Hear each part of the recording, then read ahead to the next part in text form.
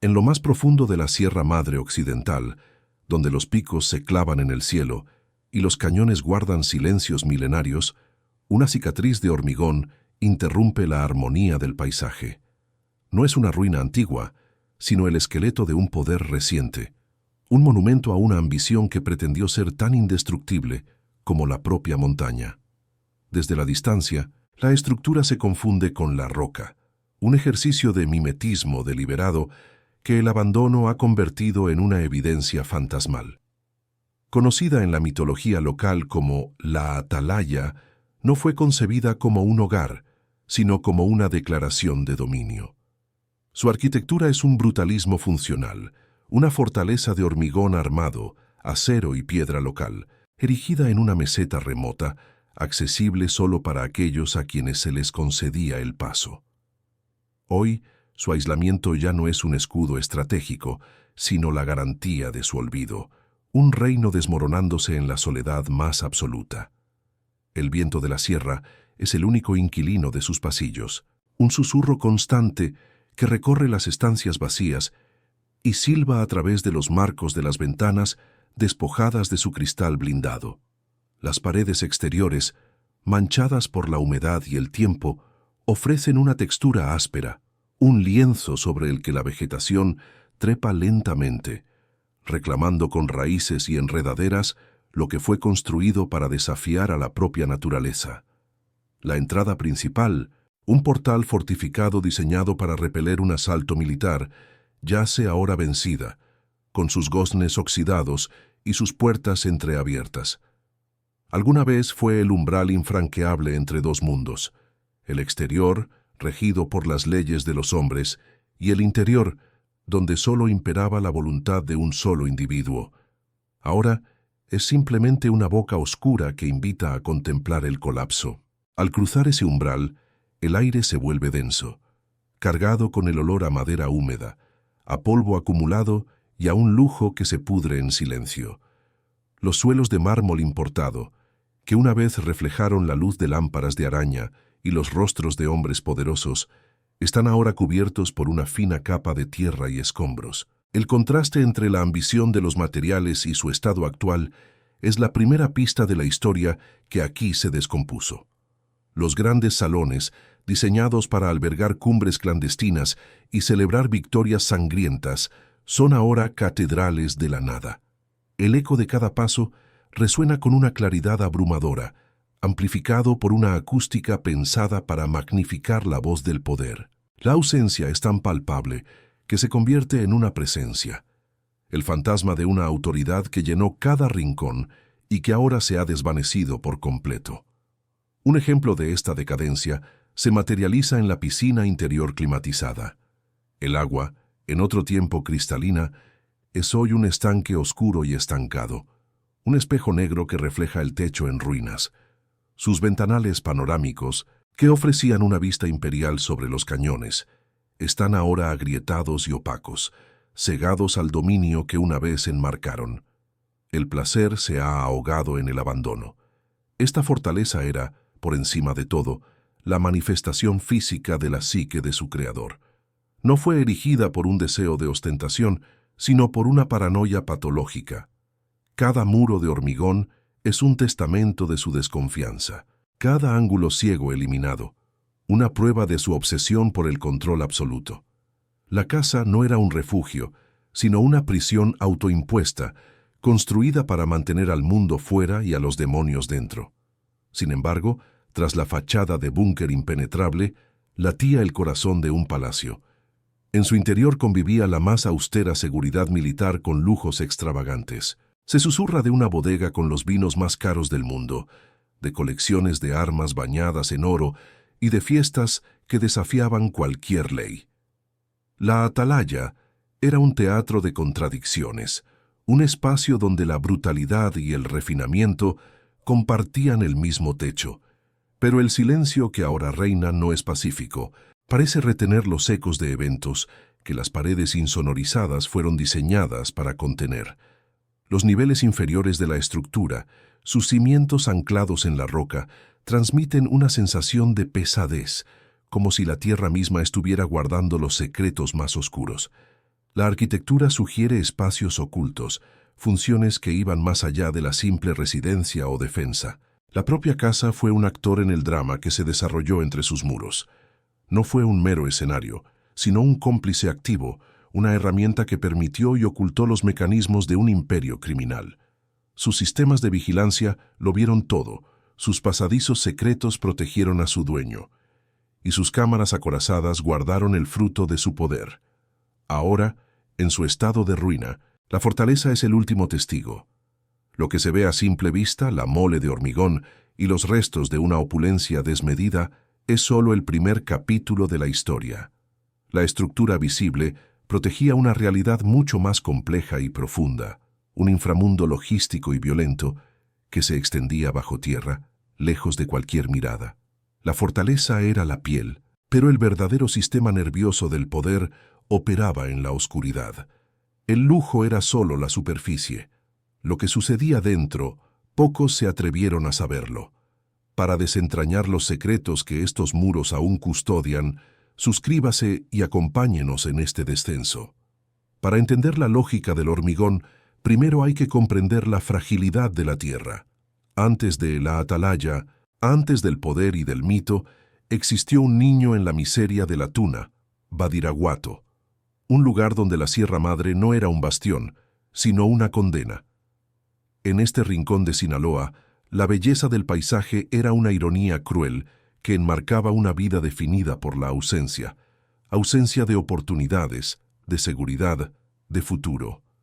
El resentimiento social no fue una elección ideológica, sino el resultado inevitable de una infancia vivida al margen de todo. La primera lección de poder que recibió no vino de un libro ni de una ley, sino de la violencia doméstica. Su padre, un agricultor de subsistencia, gobernaba el hogar con la misma brutalidad impredecible con la que la naturaleza gobernaba sus cosechas. Fue en ese entorno donde aprendió que la autoridad no se razona, se impone, y que la vulnerabilidad es una invitación al dolor. El crimen, por tanto, no se presentó como una transgresión, sino como la única vía de escape de una jerarquía de sufrimiento. El cultivo de amapola y marihuana en los campos familiares fue su bautismo en la economía clandestina. No era una empresa de ambición, sino de pura supervivencia, un trabajo infantil que sustituyó a la escuela y normalizó la ilegalidad. Allí, entre las flores que prometían el olvido en forma de goma de opio, se gestó una comprensión fundamental. La tierra que lo había condenado a la pobreza también podía ofrecer una riqueza inmensa a quien supiera cómo explotarla y defenderla. Su emancipación llegó con la huida de ese microcosmos de violencia. Al abandonar su hogar, no solo escapaba de un padre, sino de un destino de impotencia. El ingreso en las filas del cártel de Guadalajara, en los peldaños más bajos, fue su primer acto deliberado de construcción personal. Observaba, aprendía y asimilaba el lenguaje del nuevo mundo. La lealtad era un contrato temporal. La eficiencia era la mejor carta de presentación y la crueldad, una herramienta necesaria para la promoción. El punto de inflexión moral no fue un único evento dramático, sino una erosión gradual, una muerte lenta de cualquier escrúpulo que pudiera haber albergado. Cada encargo cumplido con una eficacia desalmada, cada acto de violencia ejecutado sin vacilación, lo alejaba un poco más del niño indefenso de la Tuna. Descubrió que poseía un talento innato para la logística del crimen, una mente metódica, capaz de ver rutas y oportunidades donde otros solo veían obstáculos. Fue en este ascenso temprano, cuando la semilla de la paranoia encontró un terreno fértil. En un universo donde la traición era la moneda de cambio más común, la confianza se convirtió en un lujo imposible. Presenció cómo los hombres más poderosos caían no por la fuerza de sus enemigos, sino por la debilidad de su círculo íntimo. Cada caída ajena era una lección para su propia supervivencia. No depender de nadie, no confiar en nada que no pudiera controlar personalmente. La idea de la fortaleza no nació de un deseo de ostentación, sino de una epifanía de desconfianza. Fue la conclusión lógica a una vida que le había enseñado que ningún lugar era seguro. Las casas de lujo de sus jefes en las ciudades, con sus muros altos y sus guardias, le parecían vulnerables, expuestas, teatros de un poder frágil. Su refugio no podía ser un adorno en el paisaje civilizado. Tenía que ser el paisaje mismo, una extensión de la roca y la montaña que conocía desde niño. Comenzó a soñar con una construcción que fuera la negación de su pasado. Si su infancia fue a ras de suelo, su santuario estaría en la cima, dominando el horizonte. Si creció en la fragilidad de una choza de adobe, su hogar sería de hormigón y acero, un monumento a la permanencia. No era un proyecto arquitectónico, sino una necesidad psicológica. Construir un espacio físico que materializara el control absoluto que ansiaba sobre su propia existencia. Esta obsesión se alimentaba de una profunda vanidad. No le bastaba con ser invisible, necesitaba ser inalcanzable. Quería que su leyenda se contara a través de un lugar, un bastión mítico en el corazón de su territorio que probara al mundo y a sí mismo que era una fuerza de la naturaleza, tan indomable como la propia sierra. La fortaleza sería su trono y su declaración de principios, la prueba de que había trascendido las leyes de los hombres. Los primeros beneficios de sus operaciones no se invirtieron en lujos efímeros, sino en la adquisición silenciosa de la meseta remota que había elegido. La compra se realizó a través de la intimidación y el poder fáctico, estableciendo desde el principio que aquel pedazo de montaña ya no se regía por el catastro, sino por su voluntad. El lugar era perfecto, aislado, defendible y con una vista imperial sobre los dominios que empezaba a reclamar como suyos. La primera estructura erigida en aquel lugar fue modesta, casi un eco del rancho de adobe de su niñez, pero su emplazamiento estratégico revelaba ya la mente que había detrás. Estaba situada para vigilar todos los accesos, para convertir el terreno en un arma. Fue el primer boceto en piedra de la atalaya, un embrión de hormigón que contenía el ADN de la paranoia y la ambición que definirían el proyecto final. Cada cargamento de droga que cruzaba la frontera, cada rival eliminado, cada soborno pagado, era un paso más hacia la materialización de su visión. El dinero dejaba de ser un fin en sí mismo para convertirse en el combustible de su obsesión constructiva.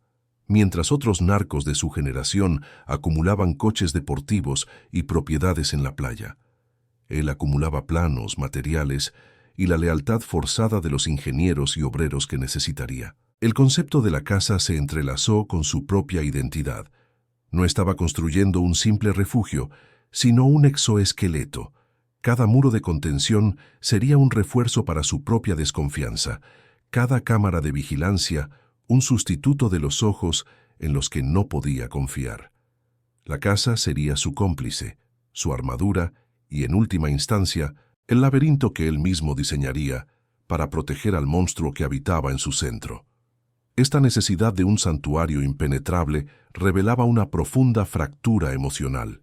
El hombre que aspiraba a controlar un imperio global sentía una necesidad patológica de aislarse del mundo que pretendía dominar. La atalaya fue concebida como el punto exacto donde su poder absoluto y su miedo absoluto podían coexistir, un espacio diseñado para mantener a sus enemigos fuera y a sus propios demonios encerrados dentro.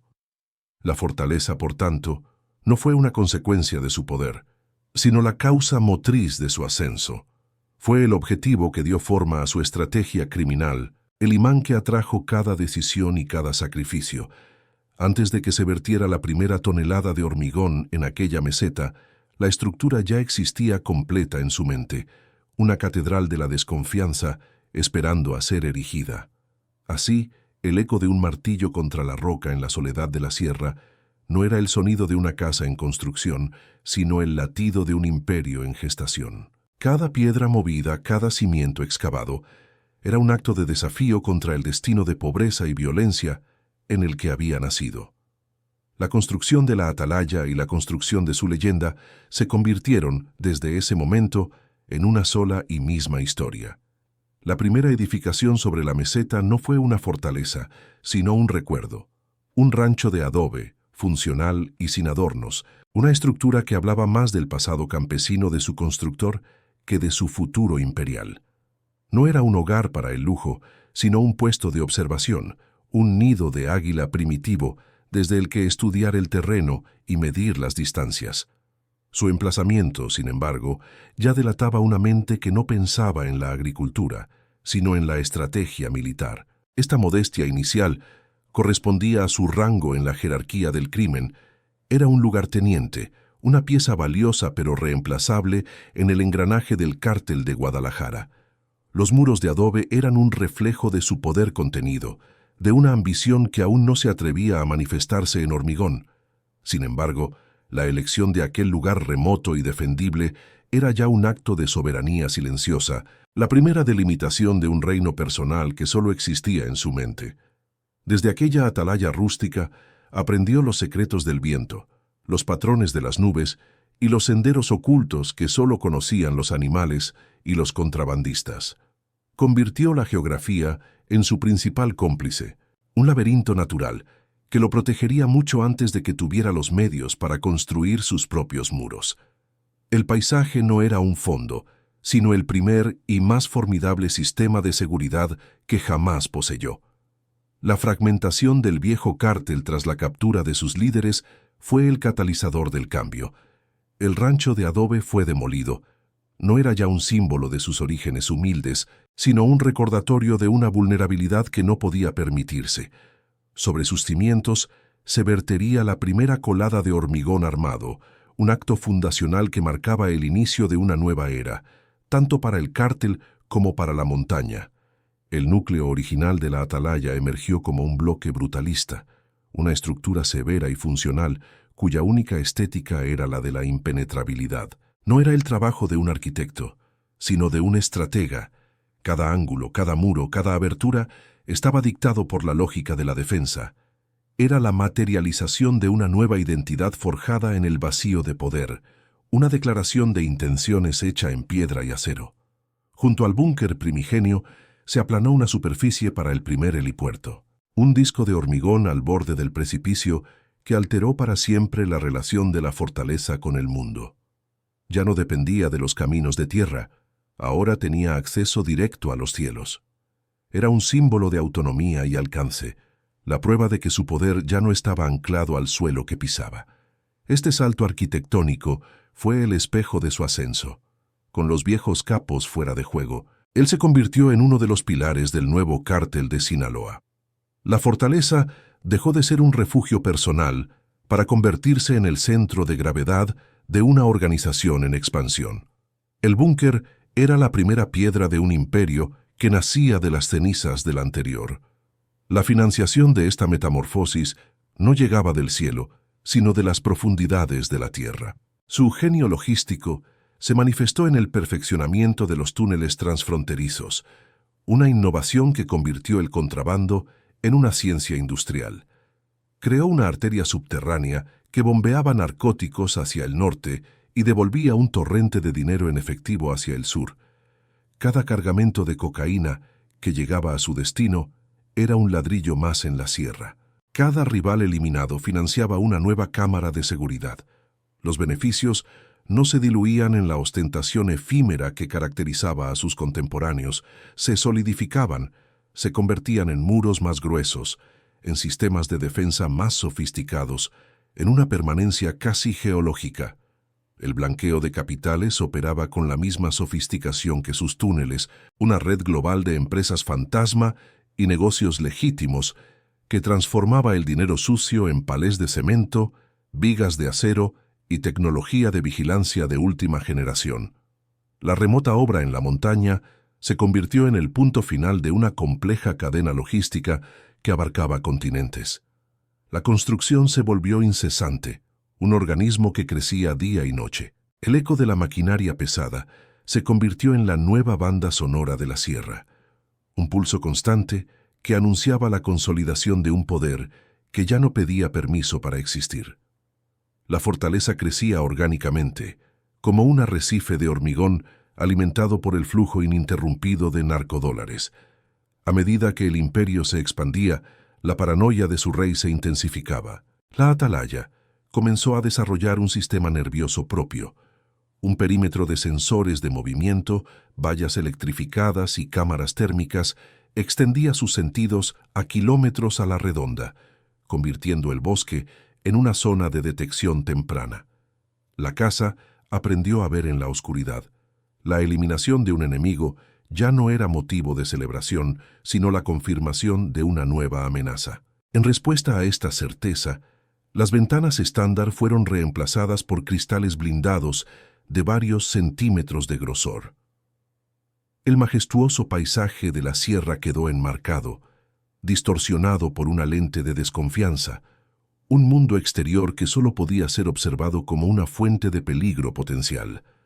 Cada nueva ala, cada pasillo añadido, se diseñó bajo la obsesiva premisa de eliminar los ángulos ciegos.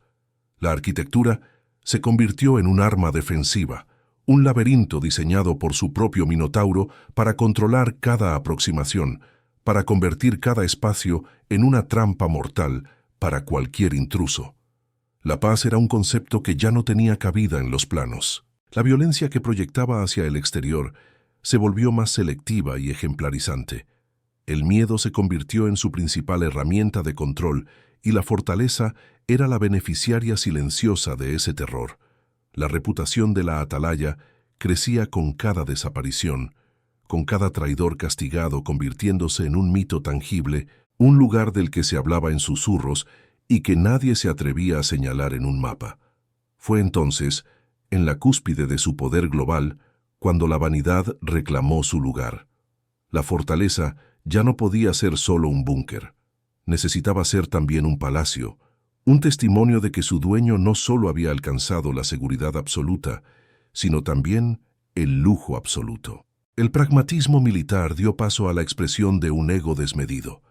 Se añadieron nuevas salas que ocultaban interiores de una opulencia desafiante. En salones cavernosos se instalaron suelos de mármol importado de Italia, cuyo brillo reflejaba la luz de lámparas de araña que parecían una alucinación en aquel entorno salvaje. La brutalidad del hormigón exterior protegía ahora la más exquisita delicadeza.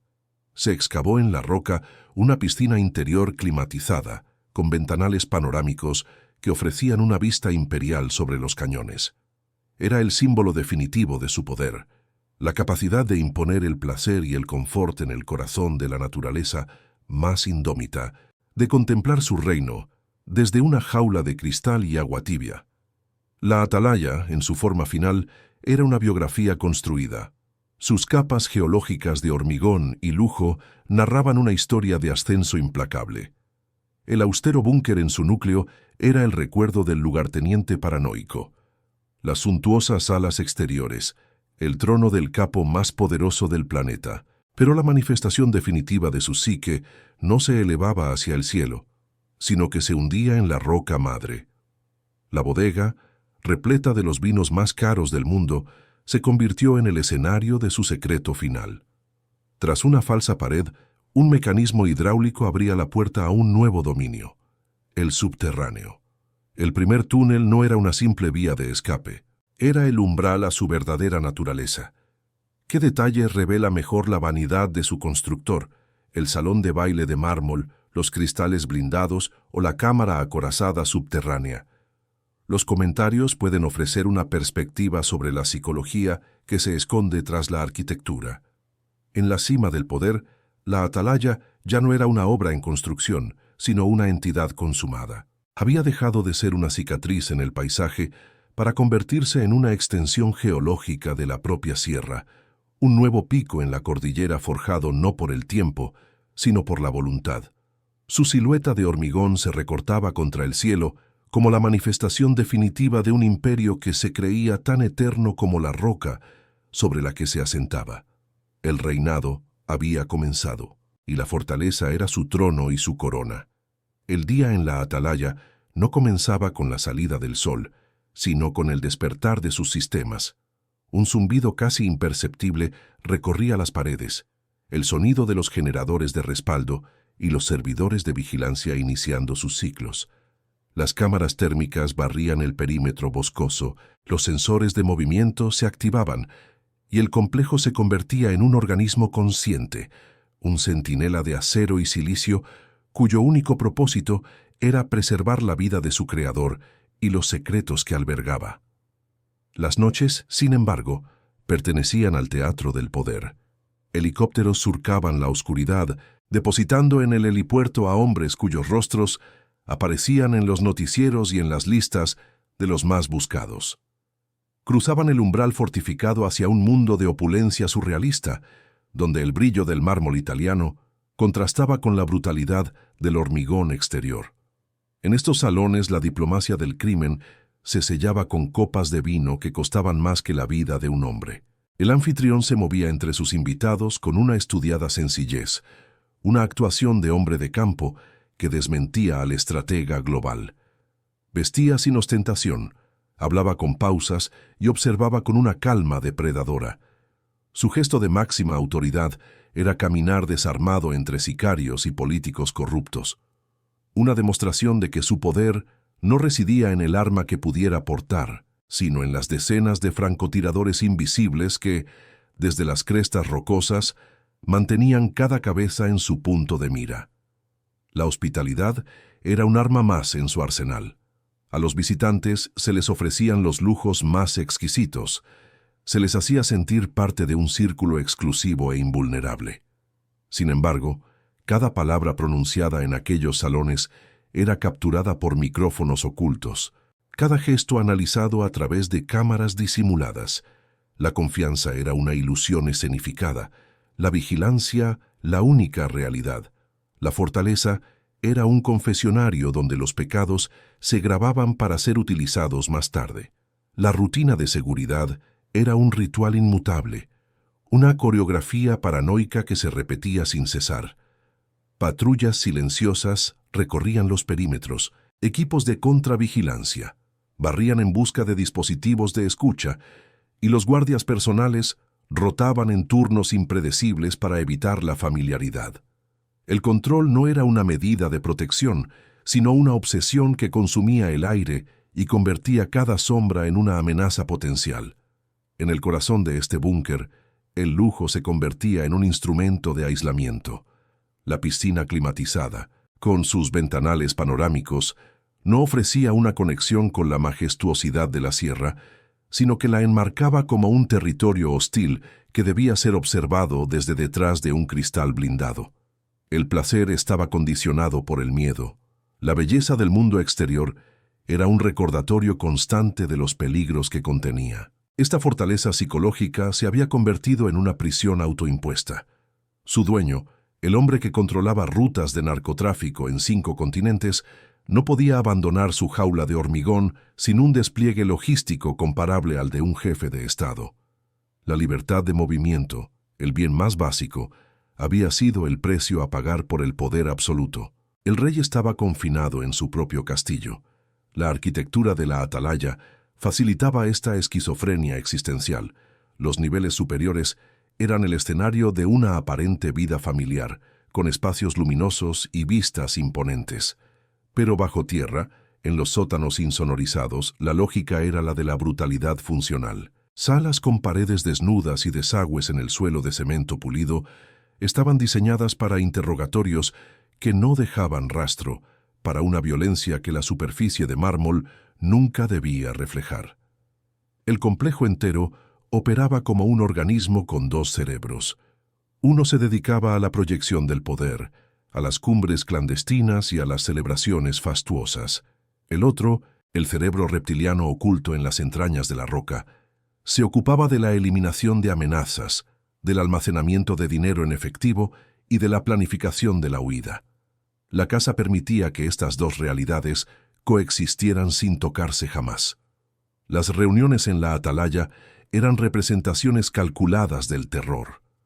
El capo recibía a sus subordinados en un salón inmenso, sentándose solo al fondo, obligándolos a recorrer una larga distancia bajo su mirada. El espacio y la acústica estaban diseñados para empequeñecer al visitante, para magnificar su propia autoridad. La arquitectura no era un fondo, sino un actor principal en la intimidación. El poder que emanaba de la fortaleza era de una naturaleza dual. Por un lado, proyectaba una imagen de invencibilidad, un bastión que desafiaba al Estado y a sus rivales. Por otro, cada muro de contención, cada centímetro de cristal blindado, era una admisión de miedo, un monumento a la certeza de que la traición y el asalto no eran una posibilidad, sino una inevitabilidad. La tecnología era el sistema nervioso que conectaba este cerebro de hormigón con su imperio global. Antenas parabólicas ocultas garantizaban comunicaciones encriptadas con cualquier punto del planeta, mientras que sofisticados inhibidores de frecuencia creaban una burbuja de silencio electrónico a su alrededor. La atalaya era a la vez un nudo de conexión vital y un agujero negro de información impenetrable. Dentro de este reino hermético, la cultura material adquiría un significado perverso. La colección de armas bañadas en oro no eran herramientas de combate, sino trofeos de enemigos vencidos, fetiches de un poder que podía permitirse el lujo de convertir la violencia en un objeto de arte. Eran símbolos de una brutalidad domesticada y exhibida en vitrinas de caoba. La bodega, con sus estantes repletos de los vinos más exclusivos del mundo, no era solo un capricho de sibarita, era una declaración de conquista cultural, la prueba de que el niño descalzo de la tuna podía ahora poseer y consumir los productos más refinados de la civilización que despreciaba. Cada botella descorchada era un acto de revancha social. En los periodos de calma, cuando los helicópteros se habían ido y los salones quedaban vacíos, un silencio denso y pesado descendía sobre la fortaleza. Era en ese silencio cuando la verdadera naturaleza del lugar se revelaba. No era la paz de un refugio, sino la quietud tensa de una cámara acorazada, un espacio donde el eco de la propia respiración se convertía en el sonido de la soledad más absoluta. El hombre y la casa se habían mimetizado por completo. La estructura externa, brutal e impenetrable, reflejaba su reputación pública, los interiores lujosos, su vanidad desmedida. Los pasadizos secretos y los niveles subterráneos, su mente laberíntica y paranoica. Pasear por la atalaya era como realizar un recorrido por las distintas capas de su psique. La ilusión de permanencia era total. Los muros de hormigón anclados a la roca madre no parecían construidos, sino surgidos de la propia tierra. Daban la impresión de que aquel poder, solidificado en piedra, era ya una fuerza de la naturaleza, destinada a perdurar más allá de la vida de un hombre, más allá de las leyes y los gobiernos. Esta creencia en su propia indestructibilidad se convirtió en la mayor de sus vulnerabilidades. En la soledad de su trono de hormigón, rodeado de pruebas materiales de su poder ilimitado, comenzó a sentir la necesidad de que su leyenda fuera contada, de que su genialidad criminal fuera reconocida por el mundo al que le había dado la espalda. No le bastaba con ser temido, anhelaba ser comprendido, incluso admirado. La figura del capo anónimo y escurridizo ya no era suficiente para un ego alimentado por años de impunidad. Necesitaba un espejo más grande que los muros de su fortaleza, un público más amplio que el de sus aterrorizados subordinados. Este deseo, nacido en la cima de su aislamiento, se convirtió en una fisura en la coraza de su paranoia. Fue un impulso irracional, en una vida regida por el cálculo frío, una grieta imperceptible en la fachada del búnker. La necesidad de trascender, de convertir su vida en un relato, lo llevaría a cometer el primer error. Así, en el corazón del reino que había diseñado para ser el lugar más seguro de la tierra, germinó la semilla de su propia destrucción. No sería una bala, ni una traición, ni un asalto militar lo que iniciaría la caída, sino una debilidad profundamente humana. La vanidad de creer que su historia merecía una audiencia. La primera fisura no fue un estruendo, sino un susurro digital. Nació de la vanidad, esa debilidad humana que el hormigón no puede contener. En la cúspide de su aislamiento, el rey de la montaña sintió el anhelo de que su leyenda se esculpiera no solo en piedra, sino en la memoria del mundo. La necesidad de ser temido fue suplantada por el deseo de ser narrado, un impulso que lo llevó a extender un puente invisible desde el corazón de su búnker hacia el exterior. Este puente se materializó en una serie de comunicaciones encriptadas, mensajes que buscaban a los cronistas de su tiempo, actores y productores capaces de convertir su vida de violencia y cálculo en una epopeya. Cada pulsación de tecla, cada paquete de datos lanzado al éter desde las antenas ocultas, era una traición a la lógica fundamental de la atalaya.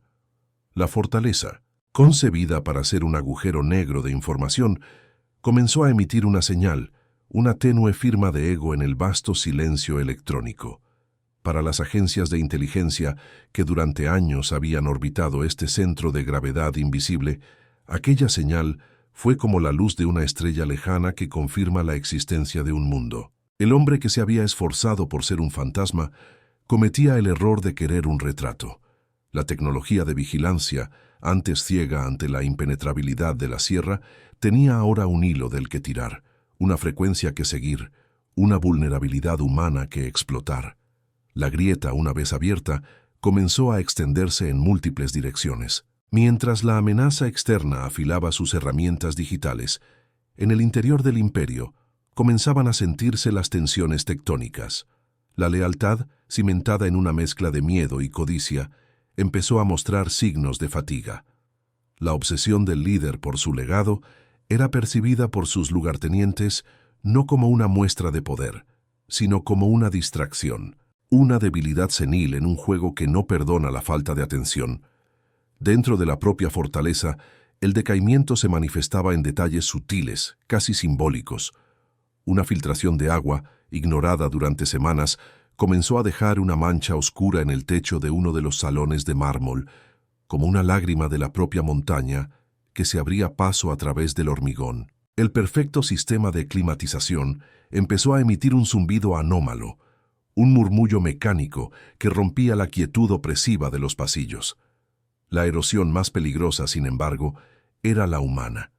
Un subordinado de confianza, uno de los pocos que conocía los planos originales del complejo, observaba el cambio de su jefe con una mezcla de desprecio y cálculo. Había dedicado su vida a la lógica brutal de la supervivencia y la expansión, y ahora veía cómo el imperio se ponía en riesgo por el capricho narcisista de un hombre que empezaba a enamorarse de su propio mito. La presión internacional, avivada por la segunda fuga espectacular del capo, había transformado la casa en una cruzada. Los recursos destinados a su captura eran ilimitados. Equipos de analistas en salas anónimas a miles de kilómetros de distancia comenzaron a correlacionar la nueva actividad electrónica con movimientos de personal y patrones logísticos. El velo de invisibilidad que protegía la atalaya se estaba volviendo translúcido. Fue en este clima de asedio creciente donde la ambición del lugarteniente descontento encontró su catalizador. Comprendió que el imperio, centralizado en la figura de un líder cada vez más errático, se dirigía hacia un colapso inevitable. La lealtad dejó de ser una inversión a largo plazo para convertirse en un pasivo peligroso. La traición, en cambio, se presentó como la única estrategia de supervivencia con futuro. El contacto no fue directo, sino a través de una cadena de intermediarios, un mensaje sutil enviado al adversario. No ofreció una rendición, ni una confesión completa, sino una pieza de información, una ofrenda calculada para demostrar su valor y abrir una línea de negociación. La existencia de una debilidad estructural, un detalle sobre los protocolos de comunicación, una pista sobre la red subterránea. Esta primera fuga de información fue el equivalente a entregar una llave maestra al enemigo.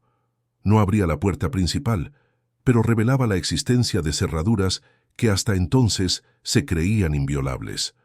Para los cazadores era la confirmación que necesitaban. La fortaleza no era una roca sólida, sino una máquina compleja, y toda máquina tiene un manual de instrucciones y un punto débil. La paranoia, que había sido la fuerza motriz en la construcción de la atalaya, regresó con la fuerza de una fiebre. El capo sentía el cambio en la atmósfera, la tensión en las miradas de su guardia personal, el silencio antinatural de sus hombres de confianza. El búnker, diseñado para mantener el mundo fuera, se había convertido en una caja de resonancia para sus propios miedos, un espacio donde cada sombra parecía albergar a un traidor. Las rutinas de seguridad se volvieron erráticas y brutales. Se ordenaron ejecuciones por la más mínima sospecha, se cambiaron los códigos de comunicación a diario, se prohibió cualquier contacto no esencial con el exterior. Pero estas medidas ya no eran preventivas, sino reactivas. Eran los espasmos de un organismo que sabe que ha sido infectado pero no puede localizar el veneno. El lujo de los salones se volvió grotesco, una decoración macabra para el drama que se desarrollaba en silencio. El brillo del mármol reflejaba rostros tensos, el agua de la piscina parecía más oscura y fría, y las vistas panorámicas de la sierra ya no inspiraban una sensación de dominio, sino de cerco. La naturaleza indómita que rodeaba la fortaleza parecía observar, esperando pacientemente a reclamar lo que era suyo. Mientras tanto, la información filtrada era analizada, verificada y convertida en un plan de acción. Los drones de vigilancia, que antes solo podían capturar la silueta inerte del complejo, comenzaron a volar con un nuevo propósito. Sus cámaras térmicas ya no buscaban movimiento en la superficie, sino anomalías bajo tierra, las sutiles firmas de calor de los generadores y los sistemas de ventilación de la red de túneles. La arquitectura de la desconfianza se estaba volviendo en contra de su creador. Cada sistema redundante, cada pasadizo secreto, cada medida de seguridad extrema había creado una infraestructura compleja cuya existencia, una vez revelada, se convertía en un mapa detallado de sus vulnerabilidades. La fortaleza estaba a punto de ser traicionada por su propia complejidad. La fisura ya no era una línea delgada en el hormigón, sino una brecha abierta.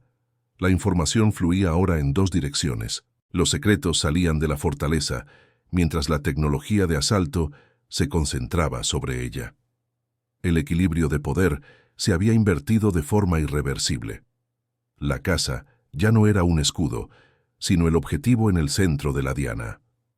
En el exterior, la maquinaria militar se ponía en marcha sigilosa y metódica. Equipos de élite estudiaban maquetas tridimensionales construidas a partir de los datos de inteligencia, memorizando cada pasillo, cada posible salida, cada ángulo ciego que el propio capo había diseñado. El asalto no sería una batalla, sino una disección quirúrgica. El aire en la sierra se cargó de una electricidad palpable, la calma que precede a la tormenta. Los animales parecían sentirlo. El viento soplaba de una manera diferente a través de los cañones. La atalaya, ajena a su destino inminente, seguía en pie, un monumento a un poder que ya había empezado a desmoronarse desde dentro. La última noche de paz en la fortaleza transcurrió bajo una luna indiferente. En su interior, un hombre rodeado de lujo y protegido por capas de hormigón y acero se sentía más vulnerable que nunca. No sabía cómo ni cuándo, pero presentía que los muros que había construido para aislarse del mundo estaban a punto de convertirse en las paredes de su tumba. Desde el cielo oscuro, un ojo invisible observaba el calor que emanaba de la tierra. No veía una fortaleza, sino un organismo vivo con arterias subterráneas. La señal térmica de la ventilación del túnel principal brillaba en la pantalla del operador como un pulso vital, el latido del corazón de un gigante dormido, a punto de ser detenido para siempre. El fin no llegó con el estruendo de un ejército, sino con el susurro de los electrones. Mucho antes de que el primer helicóptero rasgara el silencio de la sierra, la fortaleza ya había sido conquistada en el dominio invisible de las señales. Los drones, volando a una altura que los hacía inaudibles e invisibles, cartografiaron cada anomalía térmica, cada pulso de calor que delataba la vida subterránea del complejo. La atalaya fue derrotada desde el cielo, su corazón secreto expuesto en una pantalla a miles de kilómetros de distancia. La traición no fue un acto pasional, sino una transacción fría.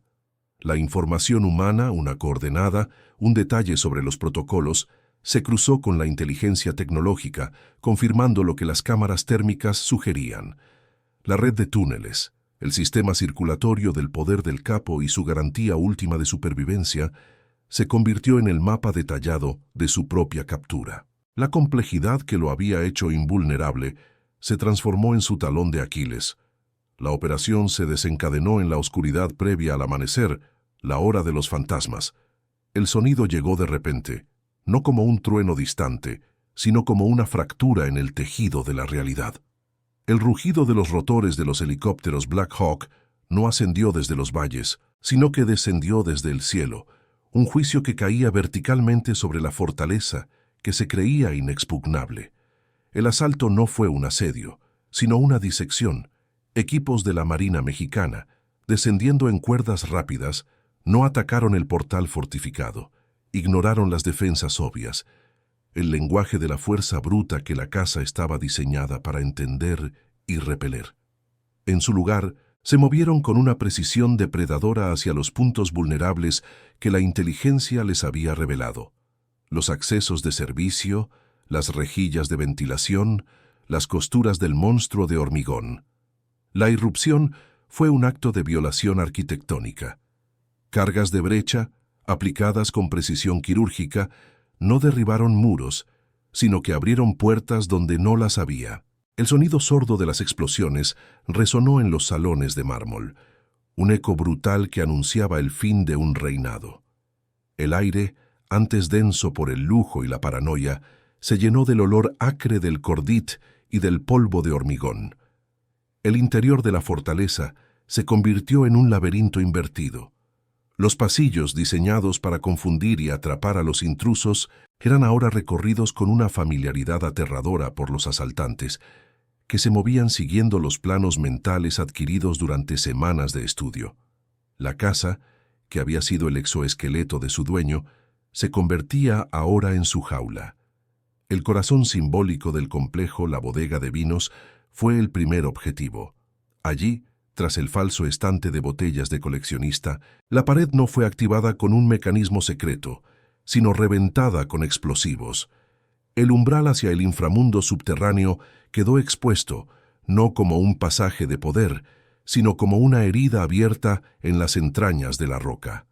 El último acto de dominio del capo fue desaparecer en su propia creación. Mientras las fuerzas de élite se desplegaban por los niveles superiores, él se deslizó una vez más hacia la oscuridad del túnel, su santuario y ruta de escape. Pero esta vez, la oscuridad no ofrecía refugio. Los perseguidores conocían el camino, equipados con visión nocturna y la certeza de que su presa ya no tenía dónde esconderse. La persecución se desarrolló en las arterias claustrofóbicas que él mismo había construido. El espacio que simbolizaba su capacidad para burlar al mundo se convirtió en un conducto hacia su captura. El aire viciado, el zumbido de los generadores y el eco de las botas persiguiéndole fueron la banda sonora de su caída, un descenso literal y metafórico. Mientras la casa continuaba bajo tierra, en la superficie se llevaba a cabo el desmantelamiento del mito. La fortaleza fue despojada de sus símbolos de poder con una eficiencia metódica. Cada habitación fue registrada, cada mueble volcado, cada centímetro de pared sondeado en busca de compartimentos secretos. La casa estaba siendo obligada a confesar. Los cuadros que adornaban las paredes fueron retirados, no por su valor artístico, sino para examinar el muro que había detrás. Las cajas fuertes, ocultas tras paneles de caoba, fueron abiertas con sopletes, revelando fajos de dinero en metálico, joyas y libros de contabilidad que eran la prueba material del imperio.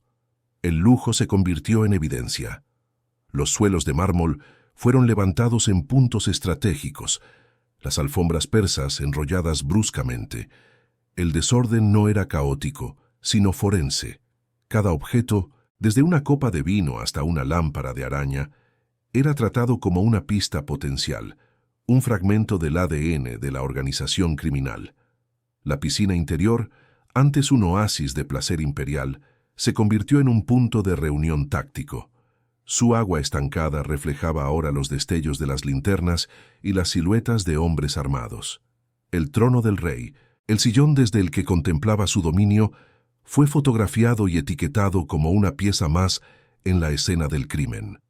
La violencia de la redada no residía en los disparos, que fueron escasos, sino en la profanación sistemática del espacio. Fue un acto de despojo simbólico, la demostración de que ningún muro es lo suficientemente grueso, ningún lujo lo bastante opulento como para proteger a su dueño de las consecuencias de sus actos. El imperio, que había parecido una entidad abstracta y global, se materializó en los objetos incautados: teléfonos satelitales, ordenadores portátiles, colecciones de armas bañadas en oro. Cada artículo era un nudo en la red, y los investigadores tiraban de cada hilo, deshaciendo la trama desde su centro neurálgico.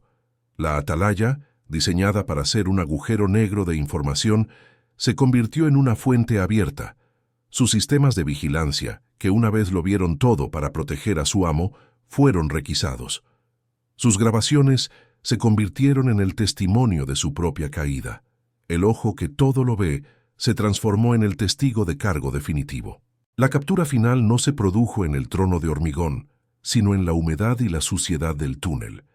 El hombre que había construido un monumento para tocar el cielo fue encontrado bajo tierra, no como un rey en su búnker, sino como una criatura acorralada en su madriguera. La arquitectura de la huida se había convertido en el callejón sin salida. La fortaleza, vaciada de su propósito y de su dueño, quedó en silencio una vez más. Pero era un silencio diferente, el silencio de una cáscara hueca, de un cuerpo del que se ha extraído el alma. El poder que una vez impregnó sus muros se había evaporado, dejando solo hormigón, acero y el eco de una ambición colosal hecha ruinas. Entonces, ¿dónde reside realmente el poder? ¿En el hormigón o en lo que sobrevive a su caída? Para seguir explorando las ruinas de los grandes imperios criminales y los secretos que sus muros todavía guardan, suscríbase a nuestro canal. Hoy, el único soberano de la atalaya es el silencio. Un silencio geológico, profundo, que ha absorbido el eco de los helicópteros, el murmullo de las conspiraciones y el estruendo de la caída. El viento de la sierra, que una vez fue un obstáculo a superar, ahora se mueve libremente por sus pasillos, un fantasma que limpia el polvo de la historia y pule los bordes afilados del hormigón, devolviendo lentamente la estructura a la nada de la que surgió. La naturaleza ejecuta su propio asedio, uno para el que no existen defensas. La vegetación trepa por los muros, sus raíces se abren paso por fisuras invisibles, reclamando con una paciencia implacable el territorio que le fue arrebatado. El hormigón, manchado por la humedad y el líquen, ya no proyecta una imagen de poderío, sino de abandono. Es el esqueleto de un leviatán varado en la cima del mundo, blanqueado por el sol y roído por el tiempo. Su creador comparte un destino paralelo de contención. Joaquín Guzmán cumple una condena a perpetuidad en una celda de la que es imposible escapar, un búnker de hormigón mucho más efectivo que el que él mismo construyó. El hombre que dominaba continentes desde la inmensidad de la sierra ahora contempla un mundo reducido a unos pocos metros cuadrados. Su aislamiento, antes un privilegio estratégico, es ahora un castigo absoluto, una ironía arquitectónica que la justicia le ha impuesto como epitafio. La fortaleza, una vez confiscada, se convirtió en un problema para el Estado. Era un símbolo demasiado poderoso para ser ignorado y demasiado remoto para ser reutilizado. Se propuso convertirla en base militar o en centro de rehabilitación, pero su alma estaba impregnada de una violencia que ningún nuevo propósito podía purgar.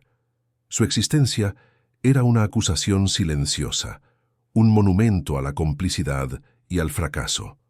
La solución fue un acto de exorcismo simbólico. Se ordenó su demolición parcial, no para borrarla del mapa, sino para quebrarle el espinazo, para despojarla de su aura de inexpugnabilidad. Las explosiones que rasgaron su estructura no fueron un acto de guerra, sino de iconoclastia.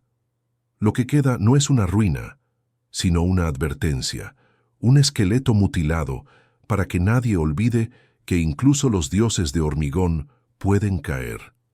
Los túneles, arterias de su poder clandestino y rutas de su mítica capacidad para desaparecer, yacen ahora sellados, sus bocas ahogadas con toneladas de cemento y roca. El pasadizo oculto en la bodega ya no conduce a un inframundo de poder, sino a un final abrupto, a una oscuridad sin salida. El cordón umbilical que lo conectaba con su verdadera naturaleza ha sido cortado. convirtiendo su laberinto de supervivencia en una tumba. La ruina se ha transformado en un fetiche, un destino de peregrinaje macabro para curiosos y buscadores de mitos. El terror que una vez irradió desde sus muros se ha disipado, dejando tras de sí una fascinación morbosa. Donde antes se decidía la vida y la muerte, ahora se toman fotografías que buscan capturar el fantasma de un poder desvanecido, banalizando la brutalidad en un recuerdo digital.